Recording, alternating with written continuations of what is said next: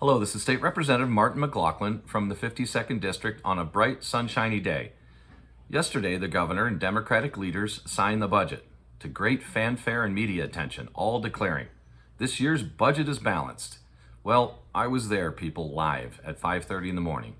And unfortunately, this year's budget was about as balanced as a toddler's first steps. Each year, the state has consuming more and more of our tax dollars. And every year that the governor's been in office, he's spent more, whether it's come from you or from the federal government, which, by the way, big secret, the federal government's money is also tax dollars that we pay. Each and every year the governor's been in office, he's done this and declared, my budget's balanced. Well, the Democrat Party has chosen to spend more of our tax dollars in my 3 years, almost $13 billion more than when I started. Does that sound balanced to you? Not so much. Like a Walenda, it's quite the high wire act going on here, but we all take the fall. In my short time in office, we passed over 2,000 bills. Have any of those bills made your lives better in any way? Have your taxes gone down? Has your rent gone down? Is your child doing better in school? Are their proficiency scores better? Do you feel more safe when you go to a major city's retail sector or park? I've run budgets before. I know what a balanced budget is. But I did this by reducing spending and reducing budgets. Illinois needs to do the same thing. I understand the private sector accounting and government accounting are very different as night and day. Unfortunately, the government accounting wants to keep us all in the dark. They want to provide you with partial truths on spending and balanced budgets and fiscal restraint. But when they're behind closed doors, they're spending our money on things like dance teams and individual Democratic member initiatives, or as I like to call them, incumbency protection programs with your dollars. Springfield is not changing. They're not listening to their constituents who are upset about the spending and immigration, the prioritization of criminals' rights over citizens' rights, and the inappropriate learning directives coming from the state mandated to our local schools. And the media is complicit in this messaging. Every single promotional message in the last day coming from the governor's office and staff about balanced budgets or revenue enhancements, you would think would be at least some desire on the part of the media to just ask a few probing questions like, did we spend more than last year?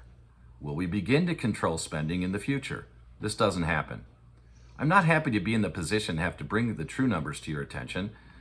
I would like nothing more than to work with the other side to restrict and control our spending, just as your and my family has done at the kitchen tables. Let me state this emphatically. There is no appetite amongst the supermajority elected officials in Illinois to control their spending.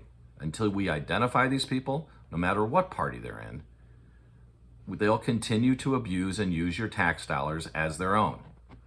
And they will disregard your desire for change that we need implemented in our state.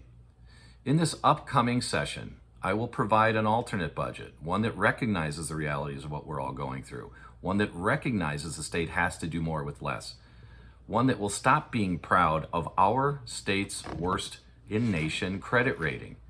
We'll stop being proud of spending billions on non-citizens and shorting our mentally disabled and domestic violence victims. We need to stop being proud of shorting our local towns and villages of their fair share of state taxes. The budget I'll present will prioritize what most Illinois citizens want: restraint, responsible government spending, understanding there are limits to what government can take from us. Let's invest in actual engineering, not social engineering. Let's stop denying our poor educational proficiency rates. And instead, we've been celebrating graduation rates. That's backwards. Let's stop lying about out-migration and address policies to fix it so that we don't lose any more congressional seats and any more businesses. This can be done, but it requires coordination and cooperation from you, the voters and constituents in our district, frankly, in every county in the state. Finally, to the media, please reach out to me in my office at any time. I'll be happy to provide, as Paul Harvey used to say, the rest of the story, and I'll back it up with actual numbers. That's the least we can do for the people of Illinois. This is Martin McLaughlin, State Representative in the 52nd District. Have a great day.